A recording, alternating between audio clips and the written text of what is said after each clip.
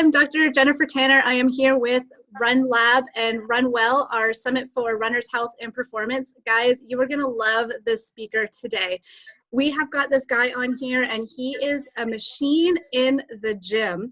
My mission is to bring movement back to medicine, and this is what this guy's doing every single day. I want you runners to be running from now until years and years to come, and to do that, we have to exercise smart and efficiently, and our guest today is going to help us do exactly that. So we have Matt Pauderis. He is a personal trainer here in Toronto. We met together at a conference called Impact Lives, where basically we are trying to impact and improve the health of more of our Torontonians and more, not only just Toronto, but people all around the globe. Because again, we want to keep you guys active. We want to keep you moving. So welcome, Matt. Matt is the co-founder of RX Fit. Hi, Matt. Hey, how's it going? I'm excited to be here. Yeah, this is awesome. So be sure to stay tuned to the end, guys, because Matt is going to throw together some videos for us, and we'll go through those on this talk. And then if you want to have endless access to those, stay tuned and we'll show you how to do that at the end. But Matt, tell us, the importance of training, and we want to make sure these people are going for a lifetime. What's your take on that? Yeah, I think if you want to enjoy a lifelong running career, if you may, you definitely want to make sure that you stay strong and you have the ability to do so. A lot of people end up developing injuries, whether it's knees, ankles, hips. So the more we can prevent any injuries from happening, the longer your running career will be. And the longer your running career will be, the healthier and the happier you're going to be. Absolutely. And when it comes down to that happiness too, part of what I love about running is the community that I'm running with. Runners are so much fun. And when I get hurt, I'm being taken away from that community. So I want to keep my mental health in check, and I want to have that social aspect of it. So one thing that runners do though is they put their shoes on, they get up and they go and they run, which is fantastic. Yeah. But they don't do a lot of other types of training. How can these guys start to incorporate strength training? Yeah, so I mean, if you've never done strength training before, I would say starting with some very basic routines would be key. You don't want to do anything too complicated, too fast. Again, you don't want to get injured, and that can happen when strength training. But if you start with the basics and build, almost like building a house, you want to have a solid foundation to work from. So, you don't go into running your first marathon the first time you ever run, you build it up slow. So strength training will help to make sure that, as your running progresses, you can also progress the intensity of the exercises and the things you're doing, so that, your running increases and your strength increases at the same time, which will also make sure you can run for a long time. Exactly. So build accordingly to what you are currently doing and what your plans are, right? If you have a 5K, 10K, marathon, ultras, whatever those kinds of goals are, what are some of those benefits that a runner could expect? Yeah, so I mean, the first thing you'll start to realize is that you actually start to become more efficient with your running itself. So if you're losing stability throughout the joints as you're running, you're not going to have the most efficient run. As you start to strengthen up that stability and strengthen up the muscles around the joints, that extra energy that you once were using towards trying to stabilize everything will now go towards power and increase the ability and the length that you can run. Sorry, that doesn't make sense. It will increase the length of your run as well as the power you'll get into each kind of stride. So that's very important.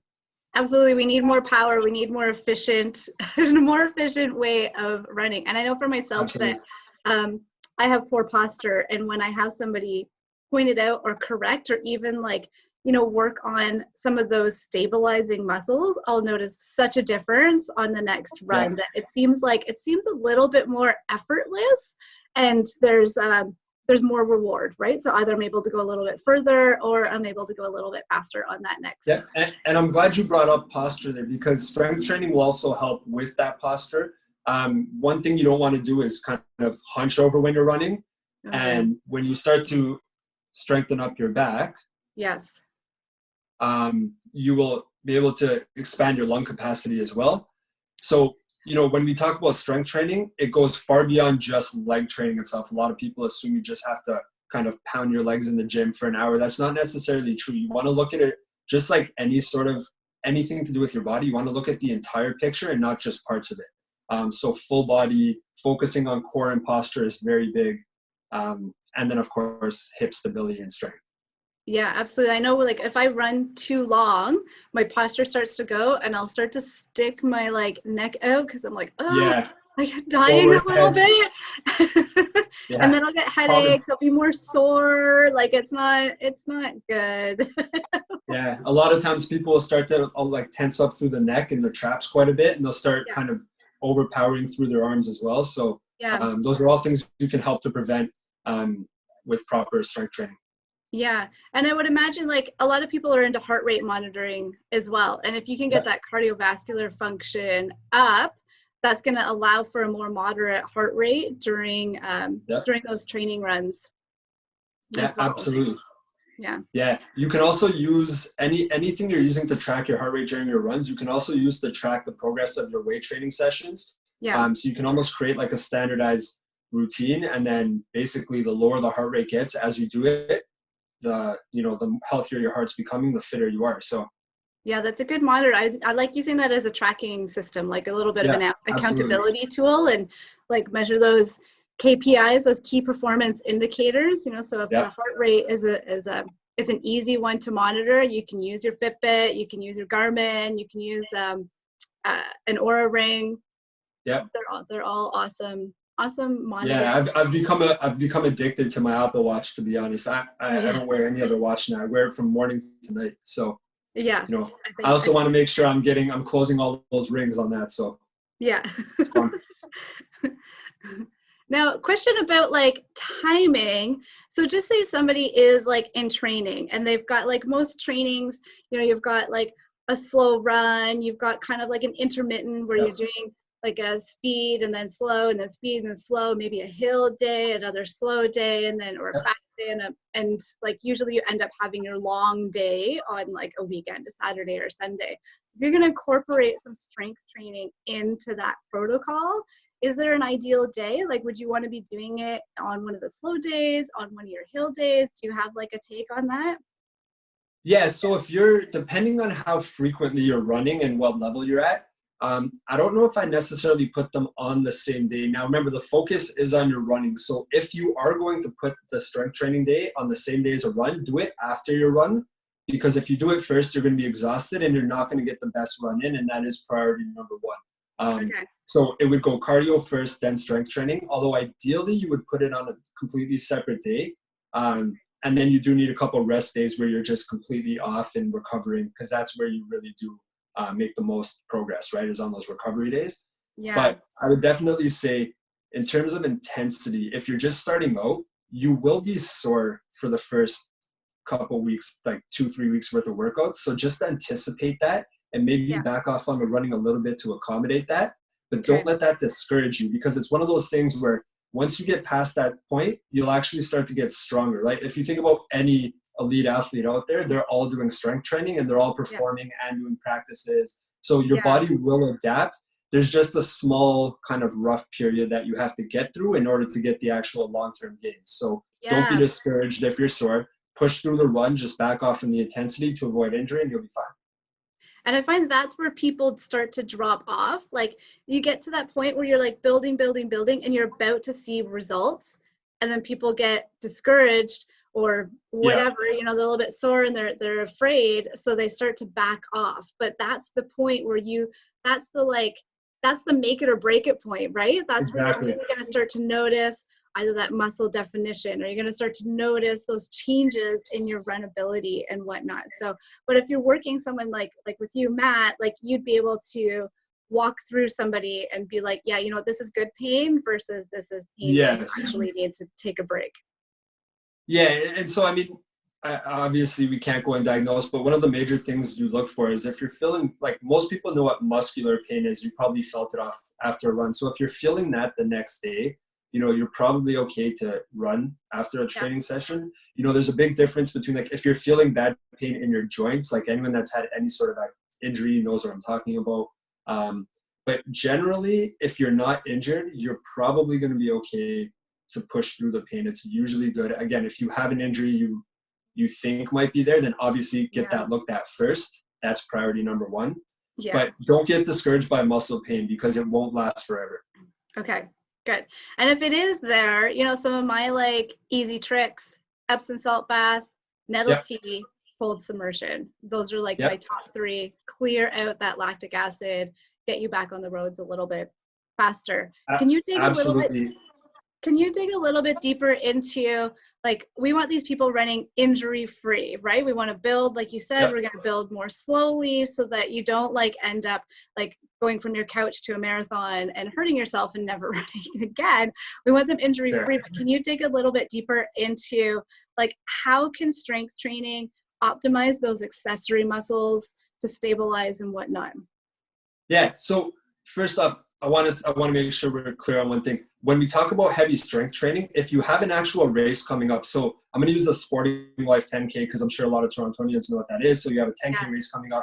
You don't want to be going heavy strength training leading up, you know, a week or two before the race. So when we talk about strength training, you want to try to time it so that you're getting the majority of it done, you know, soon after your last race. So it's kind of like your off season, right? You're not running as much. That's the best time to incorporate the strength training so that you're minimizing kind of crossover between the two. As you get closer, probably 12 to 16 weeks out, you might taper off the intensity of your frequency. And I think that's going to be the biggest key to remember when doing this is you don't have to go hard right before races. Like back off the intensity of the weights, focus more on the running, and just focus more on like accessory work. And then back to your question, in terms of accessory work, definitely, I think one of the biggest areas that we all need to focus on as runners are hips, right? Yeah. So a lot of people have either very tight hips or very weak hips, but a tight muscle, as we tend to know, is a very weak muscle to begin with. So if you're tight, you're going to be weak. So we want to free up range of motion and then build strength. Yeah. And that would be like probably the most important place to start. Okay. And so when you're saying like lighten up on that load, are you meaning like the actual weight of the weights or the number of reps that you're doing or just a combination of the both? Yeah, I would say a bit of both. So the closer you get towards the actual race day, you're going to lighten up on a bit of everything. But I would say priority one would be to lighten up on the weight, right? If you're using heavier weight, you want to lighten up on that. And then as you get a few more weeks closer to the race, probably 6 weeks out, you probably back off on the frequency or, you know, either frequency or volume within the workouts. But again, I'm going to provide almost like a template of like a 16-week kind of strength training protocol. And then I'll give you some examples of how you could incorporate that leading up to a race, as well as, you know, getting like right into the last few days as well. Some kind of like tips and tricks. I do like everything you said about the recovery, and that's why I do think recovery days are important. Those are great tips. So yeah. I love it. Like, Matt, tell people, what is your Instagram handle? Because you guys need to take out your phones right now and you need to look this guy up. He is a beast in the gym. I have never seen such feats of strength and the things that he can do just with like leaping with fingers and hands alone is insane. It's wild. So what's your Instagram handle, Matt? Yeah, so it's at Matt Pauderis, just my last name, Pauderis. Yeah, I mean, I post a lot of stuff on there. That's pretty much my only social media channel. And then you can check out my website if you wanted to. It's myrxfit.com. And that is going to be like a solid foundational strength training program for any athletic abilities. But we're also, like I said, we're going to provide a much more specific one for runners in this. So. Okay, so before we head over to those videos, just tell me a little bit about periodization. Go a little bit more into that again. Yeah, so periodization is kind of hitting the points on like tapering off before a race. So like when we think about periodization, we're talking about like, think of it as time. So, you know, if we're to take a look at, for example, the Raptors, right? I'm sure after their victory last year, they probably took quite a few weeks off to go and party and eat and drink and have their fun, right? Now, of course, they're back into competition season, so there's going to be a lot more strength training leading up to that, and then they're probably not going to be going 4 or 5 days a week in the gym as hard as they can, knowing that they're playing games every other day. So the same thing applies to your running schedule, right? So periodization would be like, if you run 2 races a year, let's just make it easy. Let's say January and, you know, May, June to split it up evenly. After your January run, let's say it's on January 1st, New Year's Day run, start your year off with a good goal, right? You're gonna take a few weeks of recovery. Assume, let's say it's a half marathon, you'll probably want to recover, and then you'll probably start going heavier on the weight training. Then that's where you're gonna build up your strength. You're gonna try to damage control any kind of like twinges or injuries you might have at that time. And then as you start getting closer to that 6-month out race, you know, maybe 5 months out, you're going to start incorporating your running back in, build it in slow. Obviously, you know, slower is better than overuse, and you don't want to get injured, right? And then Absolutely. 3 months out, you're probably going to add more running, so you're going to back off on the weights again. So periodization is just figuring out where's your most important day and building a solid plan around that.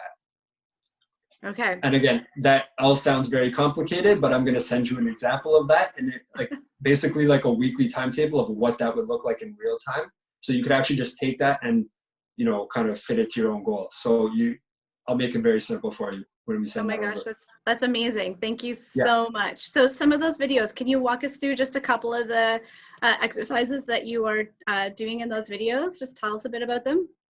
Yeah, so I mean, first and foremost is going to be warm up that kind of activates certain muscles that we need for running. So there's gonna be a lot of like glute activation. We're gonna do some hip flexor releases because, as we all know as runners, our hip flexors tend to get very tight.